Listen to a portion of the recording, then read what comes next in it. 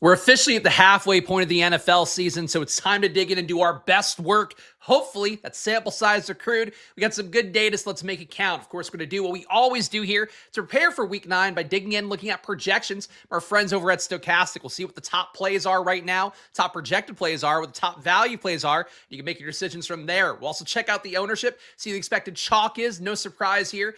Christian McCaffrey. Hopefully, you loved Bijan week last week because we are in it again with Christian McCaffrey. Of course, we're going to also hop over to the other side of the aisle, see what ETR Solver thinks with the established the run data involved there, what your cash game lineup is, any sim lineups we could build. We'll run some stochastic sims. I'll do a hand build, and by the end of this video, you're going to know all the must plays for Week 9. That's a guarantee. So let's get into it here. And again, hope yesterday's slate was good for you guys. Felt really good about the Derrick Henry takes on yesterday's video, even though I think he did make some of the top lineups at the end of it all. Garbage time for Derrick Henry, looking good. And frankly, he was running pretty fast at the end of that game. The rest of it, though, looked pretty awful. And hope it is a happy Halloween for you guys out there as well. There's too much shit to do today for me between NFL, NBA. I've already done one stream today over at Stochastic. Today, we are doing some NBA stuff as well at 2 p.m. Of course, the premium video for NFL coming up after this one. So it is like a 4-hour block of content for me, guys. So bear with me if my brain starts to slowly leak out of my ears as we go here. But let's get into it. Am I going to build the Josh Allen team? No, but you can. More power to you, but shout out to all you guys hanging out here. We got some GMs. We'll see what we build later on in the video. For now, though, let's look at the top projected plays, starting with Christian McCaffrey, a 26.3 projection. The big thing, like we talked about and got right last week, is that the Giants' run defense is pretty bad, and this is a Niners team that, since bringing George Kittle in, has started to look a little bit revived in the run game. Last week, the downer versus Houston, not one we're going to spend too much time on, but that was one where we expected to get the bad results. Now I'm expecting him to get the good results here. For McCaffrey, a guy that is still averaging the most touches per game at the RB position. If I could pull up his numbers here, that would probably help. So read them out loud.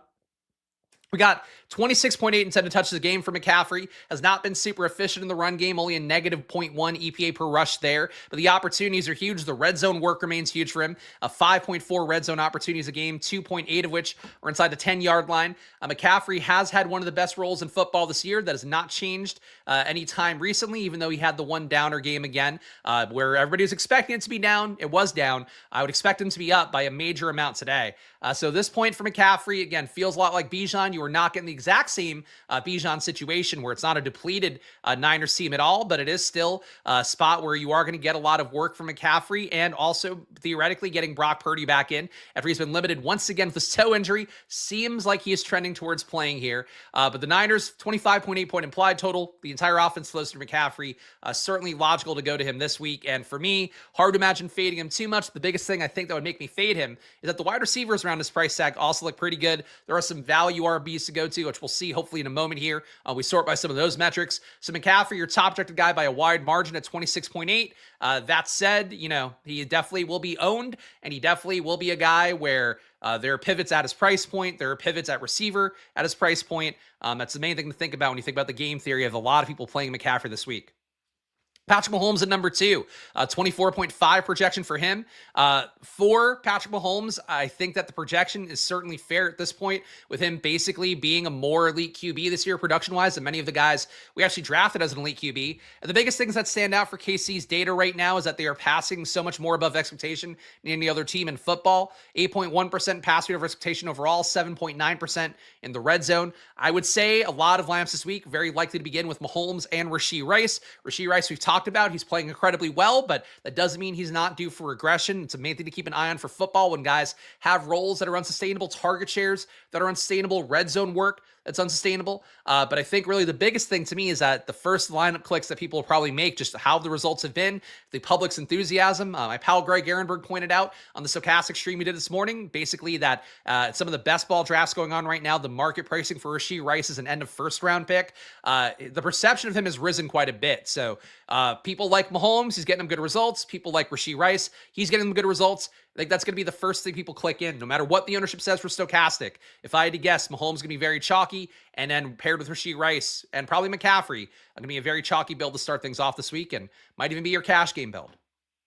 Jonathan Taylor, third highest projected guy here. Not a great value metric, the $9,800 salary.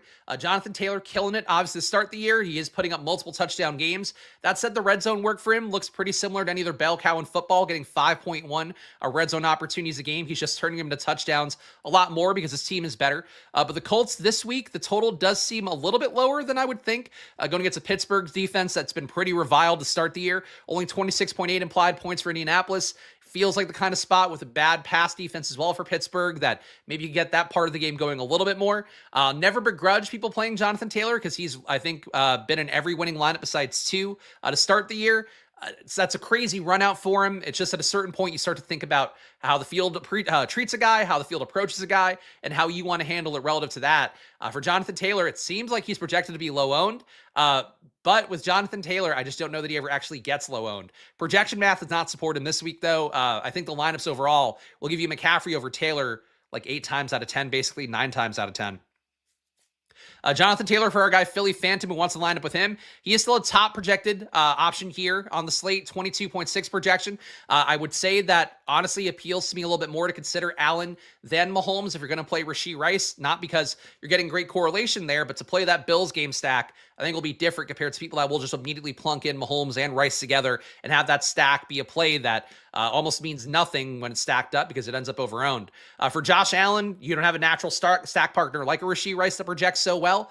You will have Khalil Shakir as probably your top option. Dalton Kincaid, another solid option as well. But for Josh Allen, I think he's kind of like a Drake May to me, where it's hard to pin down where the stack goes. The rushing upside is also not so great that you'd feel good about playing him naked. When you do play the guy naked, somebody else will probably get the right stack partner in it. So it's just one of those spots I don't usually like to play into too much. But I do think Shakir has moved forward meaningfully in terms of his role. So if you want to go to Josh Allen, I think he'd be the first guy I look at. Again, Kincaid, I think a secondary option as a stack for sure.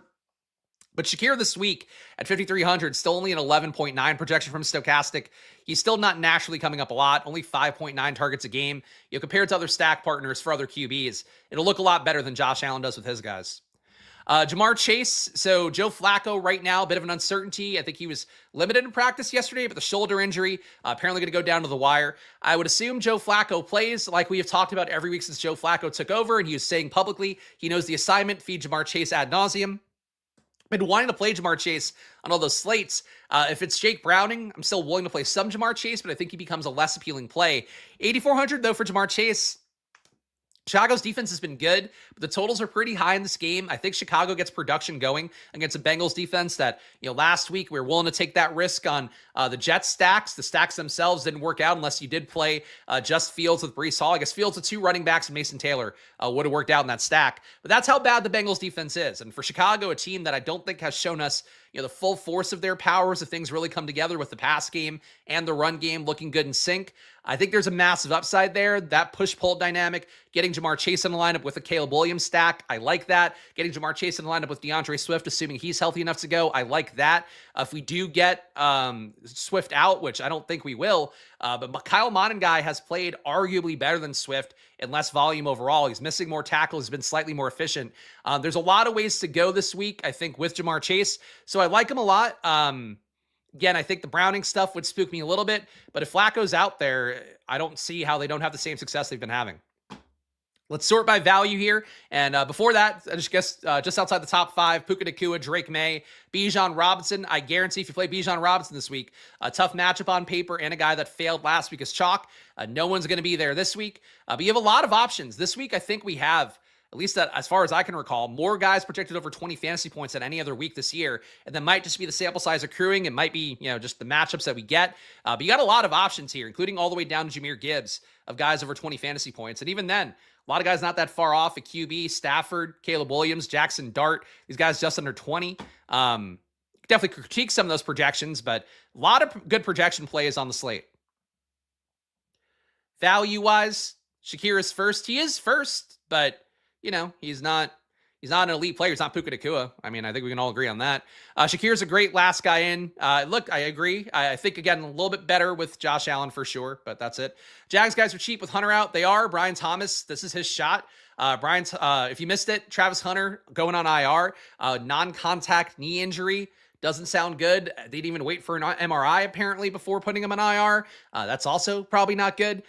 Travis Hunter, Diami Brown, 20th round best ball shares back to life. Brian Thomas, you got a shot here of him getting the Mac Jones treatment that he got last year, where he's the only target that mattered and he got fed the ball accordingly.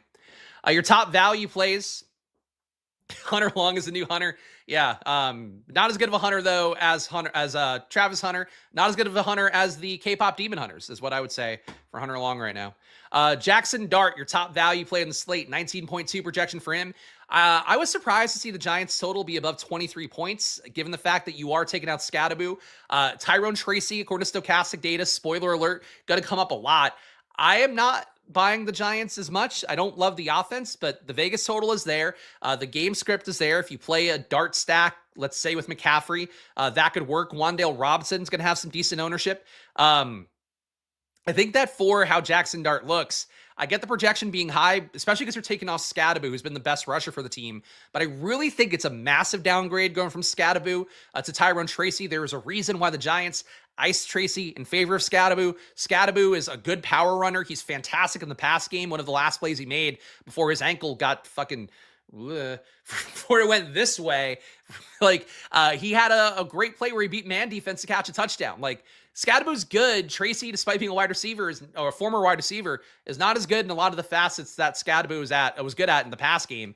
So I really just don't know that I buy the Giants stuff, but they project well. So it's really the long way to say Jackson Dart, your top value. I don't know that I'm crazy about it. Geno Smith, number 2, $4,600 salary, getting Brock Bowers back in should help him out a little bit. Jacoby Myers still in practice, still with the team. It's odd at this point that is going to be the case. Seemingly they're asking for too much draft capital to try to get somebody to trade for him. I think somebody will at some point. Either way, though, for Geno, spot where Jacksonville, we would hope, gets some production going. Losing Hunter maybe impacts it a little bit. Vegas's pass defense is so bad. Jacksonville has had some extra time here to prepare for the game. I think it's a spot for Geno where everything should align as well as it can for Geno. That said, he has failed many times before. At 4,600, though, it's still a guy that drops back a lot, so embracing the volatility, probably not a bad move. And certainly with how much expensive players or how much we want to play the expensive players this week, Geno at 4,600 with real upside, even though the downside's huge, probably worth some looks. Geno, very interesting in the 405 3-game slate. I think interesting on both slates. I think you got obvious pass catchers. It came here to escape the K-pop Demon Hunters. I will say, I think the boys' songs are much worse than the girls' songs in that. Golden is a legit banger. I'll go on record for that. Won't play it here on stream for you guys because I don't want to get copyright struck. But it's dope. The dumb thing, though, with K-pop Demon Hunters, if you are a parent out there, apparently a lot of people running into this, is that you can't find costumes because nobody wanted to license the brand for Netflix or work with them on creating merch or toys. So there's not going to be a lot of toys or Halloween costumes for the most popular thing in the world that's keeping movie theaters afloat in some parts of the country, which is crazy. But that's licensing for you. That's licensing talk here on Splash Play that we love to do. Patrick Mahomes, third best value on the slate, 7,100. People are going to play Mahomes a lot. That's my main thesis of the week here. Price tag is lofty, but he's been good, getting passing a lot. You have no Pacheco this week, most likely as well. I don't think we trust Kareem Hunt, Brashard Smith to be a guy that takes meaningful production away from Mahomes at this point with him passing so much. But it's going to be a lot of Mahomes this week, so strap in accordingly. Brock Purdy in the projection set right now with an 18.8 projection, your number 4 value here. Another way to cut that ownership product on Christian McCaffrey would be to play Purdy with him, add on a Kittle, add on a Juwan Jennings if you want.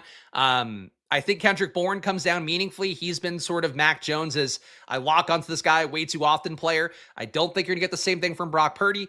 I think really the offense should look a lot better. Mac Jones, I think the warts start to show for him. He's kind of like, early relationship times with the person where it's you get that first week, this person's so awesome. Second week, this person's still pretty cool. Third week, I like this person. They're good enough. Fourth week, all the little foibles start to add up. I think that's where the Niners are with Mac Jones. That's where I am with watching Mac Jones. I think he's a fine backup QB. Purdy coming in, though, there's a reason he got paid the almost $200 million that he got in the offseason. It's because he is a guy that can run this offense as well as anybody in football, an elevated version of that Jimmy Garoppolo role historically for Kyle Shanahan. I think that he could make a lot of things better here, and if you want to fade McCaffrey, I don't know that's the move in a Purdy stack, but you could also just play Purdy, try to do what people did with Cousins last week and Bijan, where you just play the passing game. Obviously, that didn't work out with Cousins, but Purdy's actually good, so could work out this week. We got number 5, Caleb Williams, another top value. Caleb is probably my favorite play out of all these guys we talked about here. Obviously, Mahomes' projections higher. I get that. But I really think this is a spot where people just aren't aware of Caleb being decent enough. He hasn't had the big outlier results. And, the Bears have started to run the ball even more on the year now. They're down to a negative 4.4% pass rate over expectation. But they're facing a Cincinnati team that I think is currently the worst secondary in football. 0.23 EPA per dropback, 0.25 EPA per pass. I don't think Justin Fields is as bad as the public does, but he stood back there, made some real fucking clean throws last week, and you could blame Cincinnati for that as much as you can credit Fields. So I like this spot being one where Caleb gets going. Think Rome Odunze, pairing him at 10% ownership feels pretty good. Luther Burden's concussed, probably not going to play. DJ Moore is banged up. Get Cole Kmet back in so that muddies things with Loveland a little bit. But I like Caleb stacks. I think really Caleb to Odunze alone might be loaned enough that you don't need to double stack that to get away from the field. Purdy likely back, but he's been limited in practice, so we'll see. Don't want my 4th grader dressed like a slut. I don't think the K-pop Demon Hunters are sluts. They're Demon Hunters. They're not... They weren't putting titties out in K-pop Demon Hunters. I think that's unfair. Mac Jones, great sex to the first P week. Jesus Christ. If I'm only doing one lineup, do I put Mahomes and Rice? If I'm only doing one lineup, no. I would cut away from the chalk. If you're doing 150 or even a 20 max, you should be probably with the field on Mahomes and Rice. But, you got to keep in mind every casual player, and I don't mean to, not being pejorative, every casual player loves Rashee Rice because he has gotten good results for 2 weeks. That's why the guy earlier this week thought he was Jonathan Taylor. And it's like, he hits again, then people get their priors confirmed. They now think he's the most unfadeable play in football outside of JT. And they're probably not even playing JT this week. So in a lot of people's minds, he might be the most unfadeable player in football. Stochastic in their data has Rashee Rice at 12% owned down here.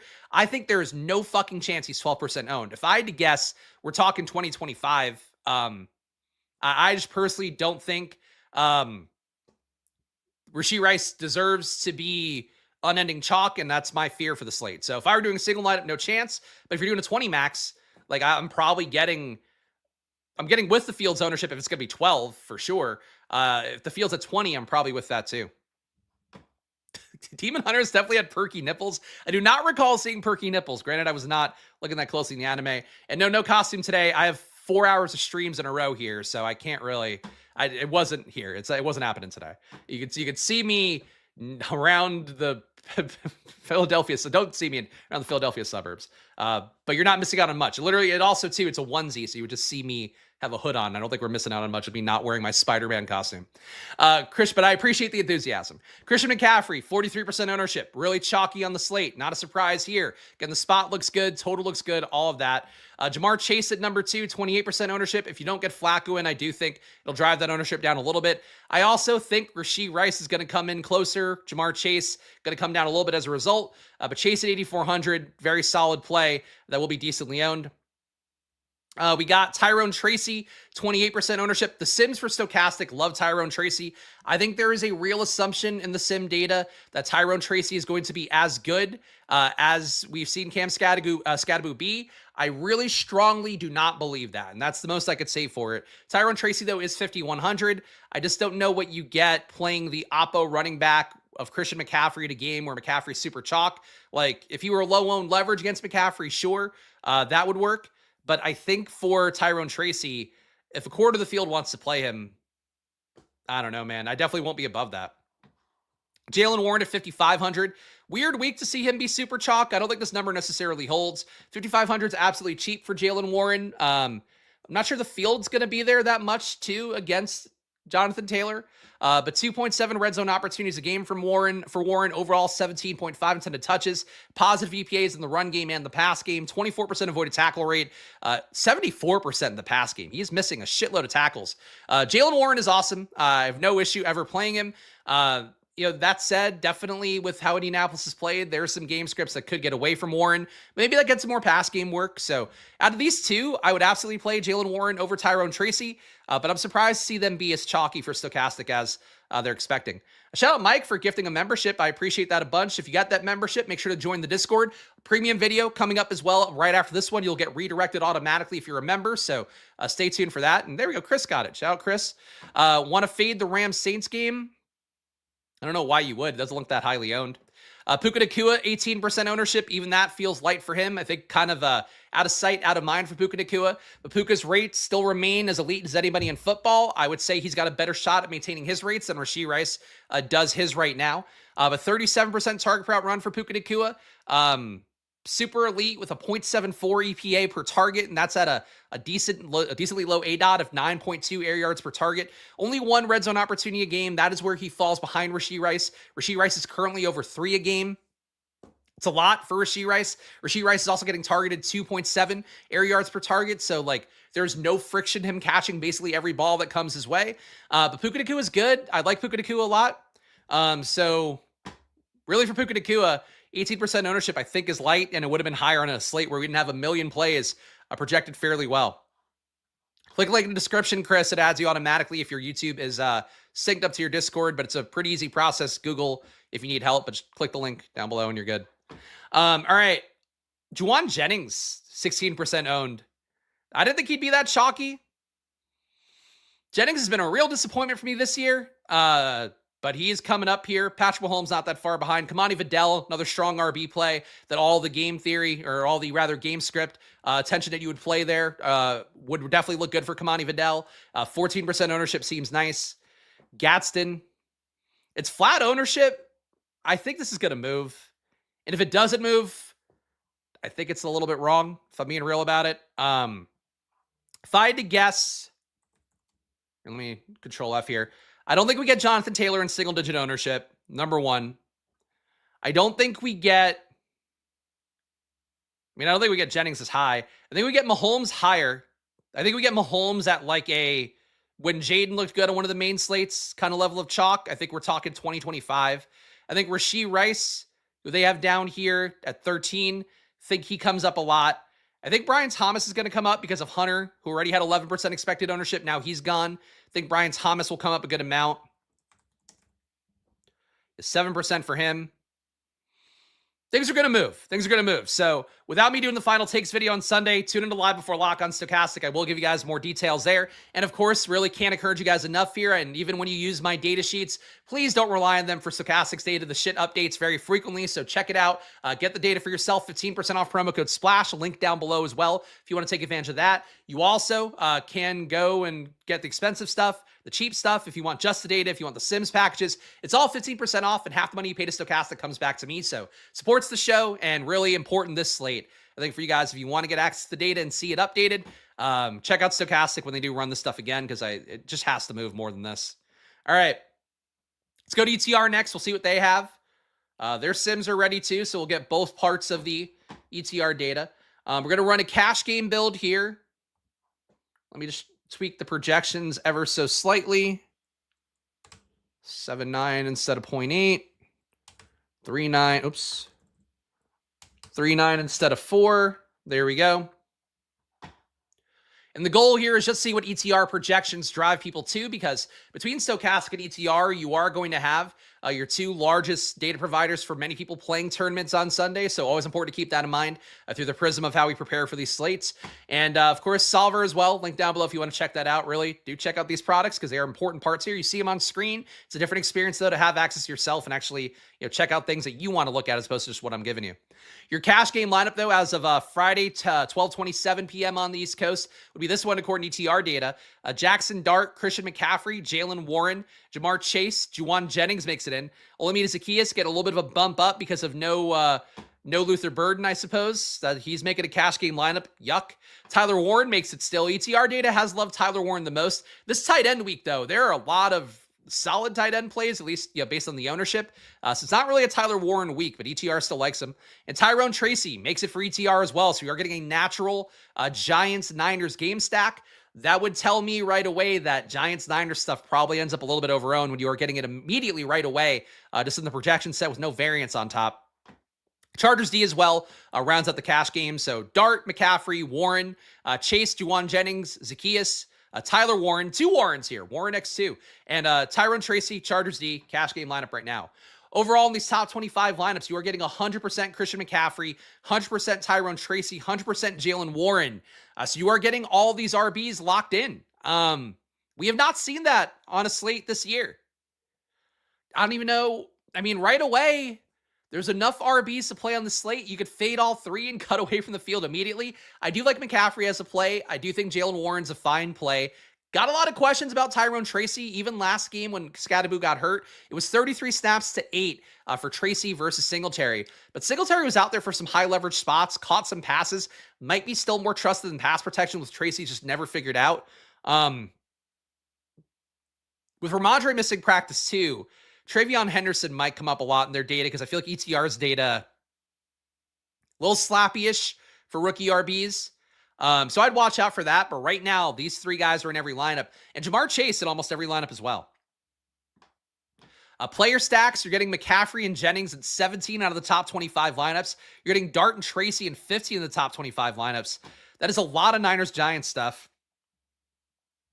Game stacks, you are getting Dart, McCaffrey, Jennings, and Tracy in half the lineups.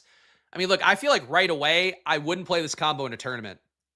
Like, if you're coming up in the cash game and you're coming up in half the optimal lineups here, that is a lot. Team stack-wise, you're getting at least 2 Giants in 92% of these lineups. You're getting 3 Giants in another quarter of them. Are getting at least 2 Niners in 84% of these lineups, getting 3 Niners in 16% of them. And then Pittsburgh-wise, you're getting at least 2 Steelers in 32% of lineups, and you're getting 3 in a few. That is a weird build. Honestly, and we're halfway through the year, but like I've been doing this now on video for a couple years. I can't recall a slate that looks like this. Like it's weird math. I don't know. I'm going to keep digging in here because I would like to give you guys more nuanced takes that I'm giving you. But it's concentrated chalk potentially in a week where you have a lot of good options. I think would be the way that I would imply that. I'm going to boost my correlation here a little bit because I always like to boost this for ETR. We do want to get more game stacks generally. Game stacks finish at the top 1% of lineups usually about 20% of the time. They're played much less than that. I think is the data offhand. But either way, they're underplayed, so we're always trying to game stack. At least I am. All right, so we got 3 uniques here. Stack boosts. Let's build 250. Could honestly go to 4 uniques, but we'll see what we got. Dart, Tracy, and Wandale super free. It doesn't always mean they're good plays, though. Doesn't always mean they're going to be good plays. I mean, Wandale's ownership's going to be pretty high. We'll see it in the stochastic sim in a minute. I just don't trust that the Niners don't crater here. Or that the Giants, rather, don't crater against the Niners. I think Scadaboo is really important to that team. Oh, did I not put variance on? My bad, I didn't put variance on. Let's rerun this. Just want to get the ETR level standard deviations in. It'll make it go a little bit faster. Jags offense feels thin, but thoughts on ATN this weekend? No, I don't think so. He's good. The role's too chopped up for him. Now they have an extra time where they could get Tootin in. ATN, I think we got the early season results for him. If you have him in best ball, I think still hoping that there's a good shot there is the thing. But the Vegas defense has actually been pretty good. I mean, they're one of few teams this year, I believe, that held Jonathan Taylor to under 100 rushing yards. Gave up 3 touchdowns to him, if I'm remembering correctly. But they were actually pretty good defending the run. Negative 0.11 EPA per rush in the red zone, negative 0.2 EPA. You see those two things together, that tells you one part of the tale. They're also stuffing the run at a 22% clip. Tackle for loss at 18%. These are all towards the upper echelon of the league. I'd much rather attack through the air for Jacksonville than the run game. Not a bad thought, though, because you take out one receiver, maybe it does open up the rushing more. But, like, Tootin's still out there enough. They use LeQuint enough as well. We're on a first-name basis, me and LeQuint Allen. I just don't think ATN's been that guy enough this year. Happy to get whatever payouts in best ball come from him, if any. But as a projection play week to week, just not that good. Shout out Jacob. Appreciate all the new members here. If you are a new member, stay tuned because the premium video will be coming up. I will put up that timer when we get towards the end of the video, but we'll immediately redirect you here for my premium video where I go game by game looking at my data sheet. And of course, if you are a member here, sync your YouTube to your Discord and click the link in the description. It'll add you to the Discord automatically. Many people have been able to pull it off. So if you can't figure it out, DM me, Chris Spags, if you want, or check Google. We'll probably help you out faster. But it should be an easy process. Got a lot of people doing it for NBA every day, so shout out to that. I will be doing my NBA video at 2 p.m. today, guys, on the Splash Play Bets channel. You can also find the playlist here on YouTube if you want. I do try to make it easy for you guys to find the NBA content. But NBA been a really good run to start the year, both viewership-wise and my data-wise. So Almost to the point where I would love to dedicate more attention to NBA. We got that. Thanks, Jacob. Happy Halloween. Happy to join. I appreciate it, Jacob. And let me know if you have any questions, issues, whatever. Hop to the Discord, though. Always a good place to make sure you catch me. Let's sim this out here. We'll sim it in the Millie Maker because we like to dream of the big prizes, and we love that ETR has a Millie Maker. Fields available now. Chiefs not in cash games. We'll see, though, in the sims. The sim will tell us a better picture. But it does seem like ETR a little bit less Chiefs didactic, whereas the stochastic sim was like, give me Chiefs out the ass. But I'll rerun the stochastic sim. We'll find out in a minute. Do we think Purdy plays? I do, but he has still been limited, and that toe injury has not been great for him, and it does seem to keep finding setbacks for itself, but I think Purdy plays, yeah. And he's in the data right now. If Mac Jones plays, though, I would immediately knock down the Juwan Jennings chalk. Just don't think Mac Jones has been doing a good job. Well, thanks, Dick Chuck. My NBA takes have been fire. Spags. Really like the shows. I appreciate it. Similar process for NBA, too. So if you are used to these videos, check out NBA. The only difference there is actually originate my own projections, which does give me some nice wrinkles. Even when guys like Dylan Harper don't hit yesterday, I still cashed the majority of my lineups, which I love my NBA data. It's really, I think, the best thing I do gambling-wise. NFL too. Top lineup here, a Jag stack. So we're not getting Chiefs Bills stuff up top here. We got Trevor Lawrence at QB, 901% ROI for this lineup here in ETR data. Lawrence, oh my God. This can't be right. This is because of the boost, and ETR maybe gave a little bit too much projection and not enough ownership to the Jags. But Trevor Lawrence stacked up with Trevor Etienne, Brian Thomas, Diami Brown, Hunter Long, Parker Washington. You also get Jonathan Taylor and Puka Nacua here, so you're hoping those guys hit a ceiling. And then Chargers D. This is a batshit insane lineup. I didn't boost too much, right? No. These are the right numbers. Okay. I don't think you should play that lineup. But I think it does speak to what that Jag stacks represents. Those guys are really underpriced for losing a guy who was playing for Hunter. I think I already took him off my sheet. But even for whatever flaws Travis Hunter has had this year, number one, the role was starting to increase. Number two, he was playing 46.3 snaps a game, running 31 routes, 20.5% target rate, 6 targets a game, 0.7 red zone opportunities a game. He also got 1 red zone rush at some point. Like, Travis Hunter is opening up a lot here. I don't know that it's opening up, 56-0 Jags game. I would say it's probably unlikely, but it does speak to what a sim is looking for. So I think it's interesting to see that, even though you should literally not play that lineup, I don't think. Maybe in small field you get away with it. Matthew Stafford, Kamani Vidal, Jalen Warren. This is more logical. Juwan Jennings, Puka Nacua, Devontae Adams. I really feel like the Rams stack's going to be underowned this week in a game where they have almost a 30-point implied total. Juwan Jennings is a bring back here. Tyrone Tracy still makes this one. And Jags D makes it instead of 6 Jags. So that's nice to see. Number 3 here, a 454% ROI. We got another massive Colt stack. This is weird. I have the same settings I've had on stream every week, and it's giving me a lot of these. Onslaught's beyond possible belief here. Daniel Jones, Tyrone Tracy, Jonathan Taylor, Michael Pittman makes it, Alec Pierce makes it, Josh Downs makes it, Tyler Warren makes it. There is no chance that 4 receivers make it and Jonathan Taylor. You could talk me into like Jonathan Taylor has the floor game of all floor games, and somehow the pass game all gets there. That's fucking crazy. Kareem Hunt makes this one, and Chargers D makes this one as well. Wild lineups up top. Number 4, again, it's like weird lineup, normal lineup, weird lineup, normal lineup. Mac Jones, Kamani Vidal. So they have Mac Jones, the projection set, not Purdy. Mac Jones, Vidal, McCaffrey, Juwan Jennings. Darius Slayton makes this one as our low-owned Giants piece. Puka Nacua, Oronde Gadsden, Tyrone Tracy, Falcons D.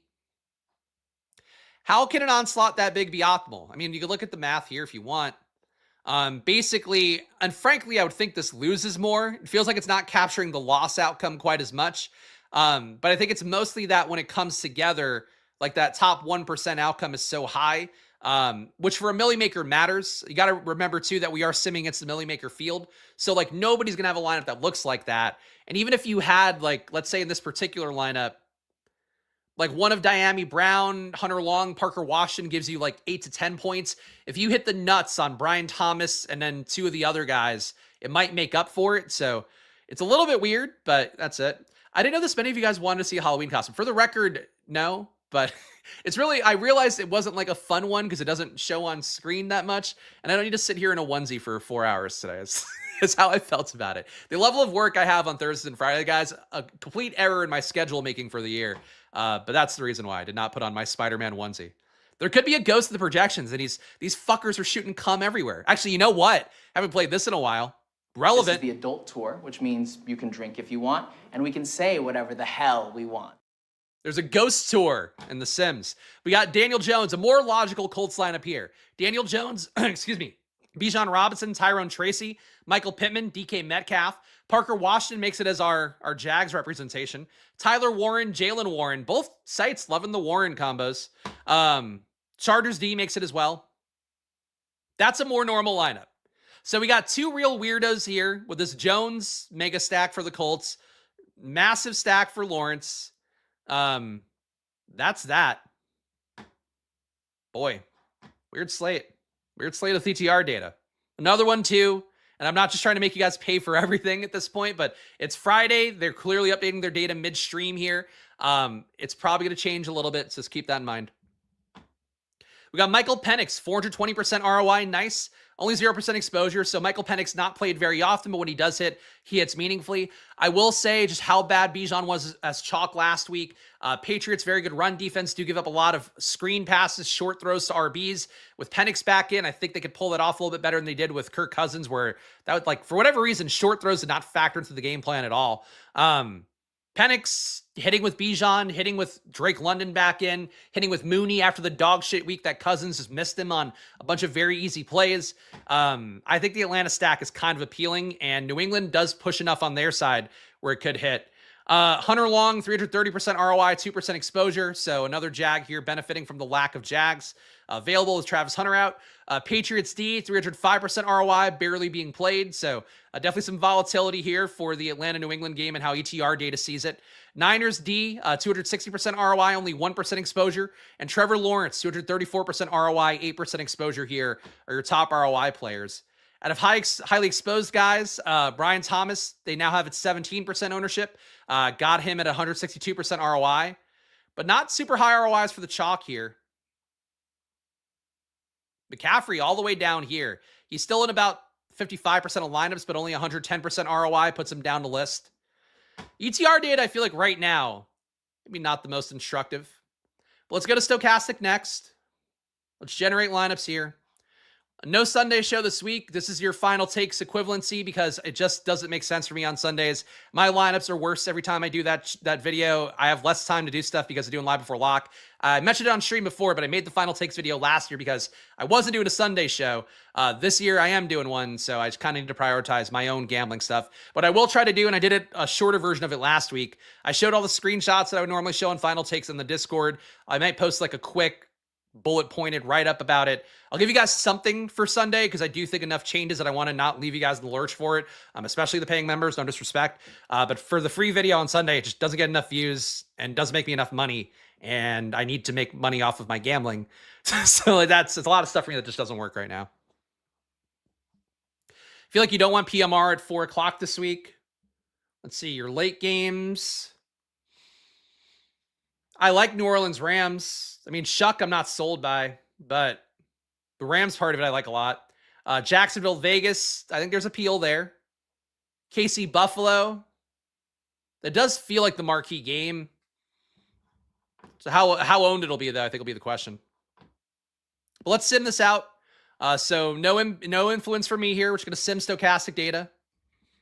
And guys, show some love if you can. Hit the like button, subscribe. The NBA channel's crushing, NFL channel, and I'm not sure if it's because, I need to put in more effort, even though I'm doing the same thing I've been doing all year. But I could use your love here on this channel a little bit more because the YouTube algorithm has not been super kind lately and showing the video to people, even though I think I've had some good takes. Probably my most profitable showdown slate yesterday, so I feel good about what I'm putting out there. But show some love if you can. If you enjoy this content, hit that like button, subscribe, join the channel as well, and gotta try to make everything go at the same rate. I think it's because we're at the halfway point of NFL. Stuff starts to come down a little bit, but like my NBA video's been doing better, and like That doesn't make sense to me because it's only one day that I get evergreen window time for NBA. Really like 5 hours those videos last. So please help me out here. Hit the like button. Leave a comment after the fact too. Goes a long way. Everyone will play KC Buffalo. I think everyone will play KC. I'm not sure about the Buffalo side personally. But people in the chat right away were asking for Bills stuff, so maybe. Save for Jags, ETR Sims were spitting a lot of 1 p.m. Okay, fair enough. Fair enough. I think ETR, if I had to guess, though, I feel like we caught them mid-projection update, and I think that's going to change meaningfully. That would be my guess, because that was a weird set of ETR lineups, at least, a couple of them. But here's stochastic data. This was just updated this morning, so no Travis Hunter stuff in yet. We got Matthew Stafford in. Actually, let me fuck with real fast, because I want to try to make something useful here. Let's take Travis Hunter out.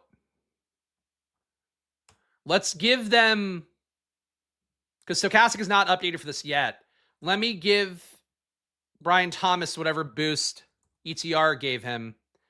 They've got him for a 15.9 projection now. 15.9. Diami was 5.5. ETR has Diami now at 9.8. Let's go, Diami Brown. I could use those 9.8 points in best ball. To tell you fucking what. Who else? Hunter Long, we want to boost, right?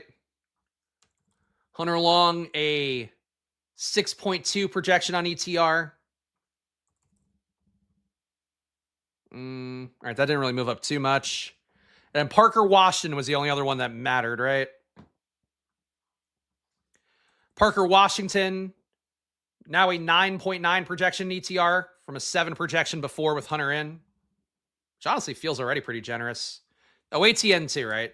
Sorry, guys. I know this is taking a minute here, but I want to try to give you guys something more useful.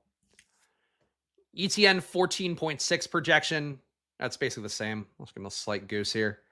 All right. Now let's rerun. Well, I think I would need to rerun the entire lineup set. This will give us some more. All right. Let's see what we get with this. I just don't want to have Travis Hunter pop up in any top lineups. Yeah, Stochastic maybe ejaculating the 4 p.m. slate. Pittsburgh versus Colts may be high scoring. It might. It might. Does seem a little bit under-owned. I mean, Jalen Warren will be chalky. But if you're to buy the ownership on Jonathan Taylor, they're saying single-digit ownership.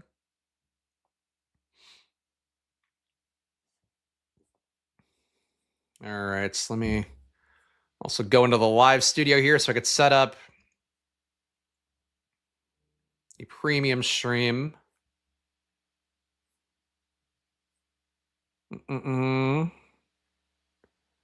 Members only live stream starting in. I should wait till I know for sure. Yeah, I'll wait on this. We're going to start the premium stream here. There will be a prompt that comes up for you guys that want to see the premium stream, so stay tuned for that. But I got it somewhat ready to go here. We'll put in no uniques just to see how this affects exposures. A lot of Tyrone Tracy. Let's put on a few uniques. Go 3. Just want to flatten out exposures a little bit here. But your top ROI lineup, according to Stochastic data, nothing as crazy as ETR just gave us. Stafford, Jalen Warren, Ramondre makes this one. I don't think he plays, so if you want to just consider that being a Henderson stand, I guess you could. Puka Nacua, Devontae Adams, Chimere, DK makes it. Stochastic data loves DK. Oronde Gadsden makes it. Tyrone Tracy makes it. Giants D makes it. So a full fade of the Niners. I get the game theory behind that. I don't like the lineup. Geno at number 2, McCaffrey. It's a double stack with Geno. McCaffrey, Jalen Warren, Puka Nacua, Jacoby Myers makes it. Chimere DK makes it. Brock Bowers, Tyrone Tracy again. Broncos D in this one. Number 3 is Patrick Mahomes, Josh Jacobs, Jalen Warren. Rashee Rice makes it here. Drake London, Chimere DK yet again. Sam Laporta, Tyrone Tracy, Giants again. That is surprising to see. 2 of the top 5. Actually, 4 of the top 5 have Giants D. Both Sims this week are celebrating Halloween too early. Number 4, Patrick Mahomes, Jalen Warren, Tyrone Tracy, Puka Nacua, Ladd McConkey, Wandale Robinson, Tucker Kraft, Travis Kelce, Giants D. And at number 5, Stafford, Tracy again, Jalen Warren again, Puka Nacua makes it again. Jamar Chase, Jameer DK yet again, Laporta yet again. Travis Etienne makes this one in Giants D yet again. So 1, 2, 3, 4, 5, 6. 6 of the top 7 lineups include Giants D. With Brock Purdy starting, I don't like Mac Jones. There's more volatility there, I think. That's weird. Top ROI players right now. Stochastic thinks Jameer DK is the best ROI player on the slate. 3,900 probably allows you to cram in the guys who will spike the most, to be my guess. DK himself has a decent projection at 12 fantasy points. Feels more like a cash game play, but I think trying to take away here that the $3,900 salary offers you to do a lot is probably the way to read it, more so than like Jameer DK is one of the best plays in football because he's okay. He's a freak athlete. You do probably have Ridley out again. And there should be a game script as well where Tennessee's playing from behind. Is probably going to be the case every week. But for Jameer DK, he's not special. He's a special athlete. He's not a special receiver. And they are scheming him touches out of the backfield. They even gave him some inline tight end targets this year. Like they're using him in interesting ways. But I don't think you lock in Jameer DK and you figure it out. I think for tournaments, it's more just like take some DK, but take some more just like value guys. Like you want to hit on the Troy Franklin guy this week equivalent, I think is what to read into from DK being this high of an ROI. Broncos D, 3,200, getting 11% ROI for them. Tyrone Tracy, he is super chalk in Stochastic's lineups, but they're still getting a positive 9% ROI for Tyrone Tracy. Olamide Zaccheaus with no burden here, looking decent at a 3% ROI. Giants D, a 3% ROI as well. You are just fading so much of the chalk, I imagine that's a part of that equation. And Wan'Dale Robinson, 2.4% ROI. Juwan Jennings, 0.3%. And Brock Purdy, who is in Stochastic's data, but not ETRs. Brock Purdy, 0.2% ROI for him. Overall, no QB's the positive single stack ROI, but Mahomes does come close. Geno Smith behind him, Flacco behind him. Double stacks, Brock Purdy is slightly positive ROI. Jackson Dart, slightly positive ROI. Tracy plus Wan'Dale probably comes out for Stochastic a lot. I think that Theo Johnson still playable too. He's looked a lot better with Dart as the QB. And Geno Smith, your third QB here, but he has a slightly negative ROI on his double stacks. And QB plus 3 stacks are triples. Brock Purdy by a wide margin, 29% ROI for him. Geno Smith, number 2 with a 12% ROI. Jackson Dart, 9% positive ROI. Caleb Williams, 0.5% ROI. I like the Caleb in that one. Caleb, one of my favorite QBs of the week for sure. Exposure-wise here, getting a lot of DK in the Sims. There you go. I see DK as a good small field single entry play.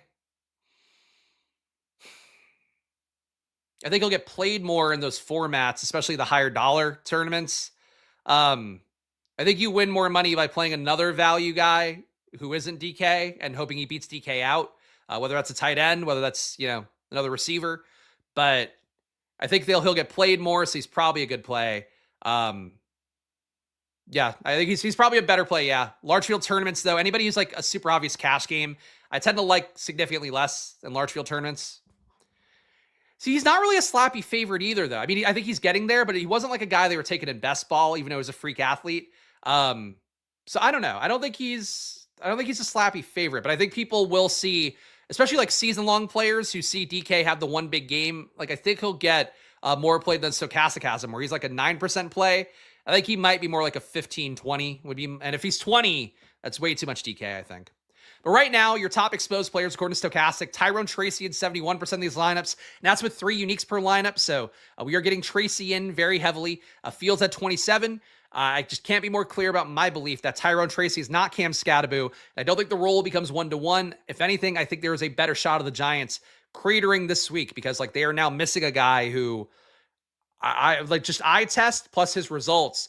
Like Scatterbo gave them an identity. Tyrone Tracy is just a guy, really, really just a guy. Even though he spiked last year, I think this year has shown he really is just a guy.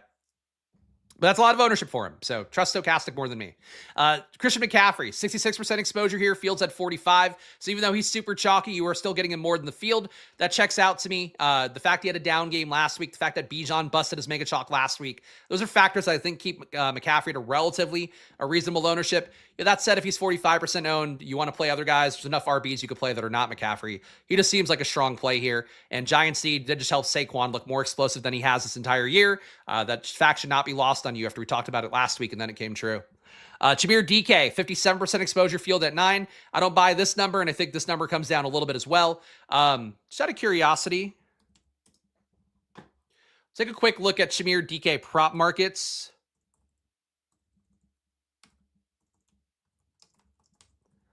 I know Stochastic incorporates them to some extent in their projections, but checking the Gambly AI tool here, which is a good product for this kind of thing. 34.5 receiving yards, 3.5 receptions. It's not great. Anytime TD, boy, underdog fucking ripping you off here. just fucking even relative to other pick'em sites. Get the fuck out of here. Not bad anytime touchdown odds, but this is not an encouraging prop line for DK, I would say. It's a lot of DK. Jalen Warren, 41%, Fields at 27. Jalen Warren, again, nice value play for sure. The workload's there for him. And he should be somewhat game script independent because of the fact he catches passes and is really like gangbusters when he catches a pass. But, you know, it's a lot of Jalen Warren in a game environment where the Colts are, I think, pretty clearly the better team so far. Broncos D, 29% exposure here. Fields at 9. So not surprising to see the top three. Jalen Warren be this highly owned. Both ETR and Stochastic loving the trio of Tracy, McCaffrey, and Jalen Warren. I hate Cambly should be probably. I hate that their names sounded that similar, but they were moving more with where the tide is going. I don't think they're making money though, so yeah, whatever. They could have probably used some of my information when they were making that company. Let's see. Other creators come tail my dog shit underdog parlay. Spags, what the fuck is this garbage line? I mean, when you see it this pronounced, like, this is such a fucking ripoff. And it just real fast, like, Nolan knows the math. For you guys out there, you're talking plus 220 odds compared to plus 330. You're giving away like 10% in EV right away, 11% of EV just for this bet. And I get, like, in pickup states, you got to play what you want, but like, they are just underdog, and I could say it now full-throatedly. Number one, they're idiots who got mad at me for getting threats from a guy who ended up getting arrested for being part of a cocaine dealership ring that killed somebody. So good job, underdog there. Number two would be their draft product is fucking awful right now. They're logging people out left and right. Like, they're affecting the users who have been so ride or die for them and put up with everything. And then number three would be, like, they're just fucking idiots, and they're run by people that, like, are not competent right now. So I think it's a shit product. You got to play their best ball. And if I ever work with them again, I'll pretend I never said these things, I guess. But, like, you know, ripping people off fucking left and right. That's never the thing I'll support. I'm always a fan of you guys. Like, I want you guys to, this is why I do this shit. I hope you guys build better lineups, whether you tail me or not. Shouldn't just rip people off as like what the run of business is, but that's me. Shamir DK, 48% leverage here. Your highest leverage guy according to Stochastic. Now that I've soapbox, we can read the data again. Tyrone Tracy, 44% leverage relative to the field here. Massive stand on Tyrone Tracy. I will tell you guys, if I had 71% Tyrone Tracy, I just wouldn't want to play the slate. But you know, that's what they're giving you. Christian McCaffrey, 21% leverage here. 2/3 of the lineups have them in the top 150. Fields at 45. Much cooler with that than all the Tyrone Tracy. Broncos D, 19% leverage. Fields at 9. They're coming up a good amount here. Houston getting Nico back, getting Kirk back. Had the nice results last week. Kind of seems like maybe having guys that you have to feed the ball to, not the best for how CJ Stroud plays with him. I would say eye test wise, looking like the best quarterback he did last week when he could just throw to whoever he wanted when they're actually open. And then you saw the results for Hutchinson in particular, but really all those guys did okay with the opportunity they had. So maybe there's something to that with the Broncos D, but that's a lot when they're missing Surtain as well. Giants D here, 17% leverage. It's a crazy amount of Giants D, but there's so much ownership for the Niners, you get it. The biggest fades for Stochastic data right now. Then we'll do our single lineup sim, and we will get over to the premium video. Bijan Robinson, -9% leverage. So even Stochastic, knowing that people won't be there as much this week, they are not playing Bijan. It is an adverse matchup against New England, who has shut down the running game, as Mike Vrabel teams have for like a decade now. Amon-Ra St. Brown, -8% leverage for him. I agree. I think Robert Griffin III, or somebody said in the chat earlier, does feel like Detroit, Minnesota getting kind of forgotten here. And I know McCarthy we're not super impressed by. But Detroit's side, they can put up a lot of points. And Detroit as well, as we'll talk about in the data video. They're facing Minnesota, who plays a really high amount of zone, 67% zone rate. Amon-Ra has been a monster versus zone on the year, 30% target per out run, 2.9 yards per out run. The team has talked pretty deliberately, including the OC, John Morton, wanting to get Jamison Williams going. I mean, that might make Amon-Ra even lower owned than he would be normally in a spot where he doesn't project as well as some of the other receivers. I like Jamar Chase. I like Puka Nacua. I would like Rashee Rice if he were going to be the chalk play of all chalk plays. But Amon-Ra seems like a forgotten man this slate in what should be a competitive game. Jonathan Taylor, negative 8% leverage here, only 1% exposure. Fields at 9. Fading him pretty meaningfully. If you were to play Bijan and Taylor, you would get them incredibly expensively, but certainly not as owned as they would be on a normal slate. And Kyron Williams, a game script that should really benefit him. A fade from Stochastic here, negative 7.6% leverage. The field's barely playing him at 14%. Nice price for Kyron, too. He's a sneaky play on the slate, I think. Chargers D, negative 7% leverage there. Tennessee's offense, even though still not good, they do look more functional with Mike McCoy taking over. So you get that. Honestly, I don't like how the sim looks right now. I think it's going to look different when we get the Jag stuff coming in. But they didn't come up at all here. And just for the sake of completion, Brian Thomas, even with the projection boost, which is not reflected here, but it should still be in the data. Only 2% exposure, field at 6. Diami didn't come up at all. I think that's still just because we didn't regenerate the entire pool, but something to watch out for stochastic data. Solver has 20.5% ownership for Kyron? Huh. Okay. Yeah, that seems more logical to me. I don't think he gets to 20% owned, but he should be more than 12. And I don't think he should be a fade, but whatever.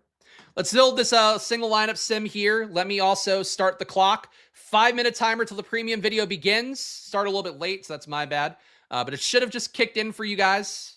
So if you want to see the premium stream where I go game by game looking at the advanced data, the stuff that made me go heavy to Baltimore tight ends yesterday, I'm going to be doing that in the premium stream after this one. So stay tuned. You just have to be in the same spot if you are a member. If you're not a member, get in there now because that will matter. The sim wants DK, and I'll be able to build better lineups, so let's put DK in for now. DK, first guy in the lineup for me. McCaffrey, another one here I'm pretty comfortable putting in immediately. Here's where we run into stuff. I don't want to play Tyrone Tracy. I think they probably stink. The Giants, that is. At the very least in the run game. I think his projection's way too high for Tracy at 16.3. I'm not going to play him no matter what. So let's just leave him out. I'm going to go Vidal. Like the game script for Vidal. I think there are a lot of RBs you could choose from. Vidal is like a mid-price guy. I can live with that. Tight end, I really like Tucker Kraft this week. Carolina's pass defense is the softest part. Hate chasing him the week after he had a good game because of how Green Bay's receiver core can work. But somebody, and I think it was on a stream earlier this year, I mentioned it on Stochastic. Somebody had said earlier in the year, like, Tucker Kraft is a Green Bay wide receiver 1. I agree with that more than I ever have because, like, he's a guy playing 58 snaps a game and only Romeo Doubs is close to him in that number. So I do like Tucker Kraft. And I'm just going to plunk him in here and hope we could find enough value to go around with this. At receiver, let's boost Brian Thomas's projection and put him in. I'm going to put Brian Thomas in here spiritually and give him the projection more in line with what he should be with Travis Hunter out. QB, we need to save some money here. 3 minutes until the premium stream stops. I have to like keep myself honest on the timer. Where's Niners D? 3,400. A little expensive, but I think if we're not going to play Giants, let's just go McCaffrey, go the easy RB and defense correlation. I'm going to go Lawrence at QB. Though this probably won't sim as well because of the data not being fully updated for Stochastic. Wide receiver. We go double tight end. Let's see how this looks. This is going to be a negative ROI for sure. I'm going to put Bowers in the flex. So we're paying up double at tight end, which is never really the move, but I do like these players on the slate. 5,300 left. You guys like Khalil Shakir? Go Shakir here. Again, I'm pretty sure it's going to be a negative ROI lineup. But the team that I just built here, Trevor Lawrence, not fully boosted up for Travis Hunter being out. All right, positive ROI. We'll take it. Trevor Lawrence, Christian McCaffrey, Kamani Vidal, Shamir DK makes it. Brian Thomas makes it. I did juke his projection a little bit to reflect Travis Hunter being out. Khalil Shakir, our $5,300 guy. You could also go to Wandale if you wanted, but I did play the Niners D. Tucker Kraft, Brock Bowers. So 2 expensive tight ends is my way to get unique here. I like these guys. We took none of the expensive guys besides McCaffrey. So that should make us a little bit more unique. A balanced team this week might carry you further because people, and I like these guys too, but people will play McCaffrey, they'll play Jamar Chase, they'll play Puka, they'll play Rashee Rice, they'll play Mahomes. This balanced build came pretty easily and worked well. So we got 1 minute left here, guys. I'm going to quickly do plugs, and we will head over to the premium video. But please do show some love. Subscribe down below, hit the like button, leave a comment. No matter how many views I get, no matter how many people show up live or watch after the fact, I always do the work as best I can to give you guys a read on stochastics data, on ETRs data, give you guys an inkling on how to play the slate. And of course, it's personal choice from here. You could tail me, you could fade Tyrone Tracy, you could listen to Stochastic. It's made so many people money and play Tracy out the wazoo. For me, though, I try to do things a little bit differently. So you hopefully know that when you watch these videos, and I encourage you guys, hop into the Discord, ask questions, give me your takes. Happy to push back or whatever you want. Check out Stochastic, 15% off, link down below. Solver, link down below as well. And join the Discord if you want to see this premium stream coming up. You better be in this membership right now. $5 to join. You get a premium stream and my data sheet every week. And that's it for the week, I think, because I got to hit the outro. So premium video coming up. I will see you guys over there. Shout out to all you guys who've hung out live. Like button, subscribe. Premium video, NBA video at 2. Stay tuned, guys. Bye-bye.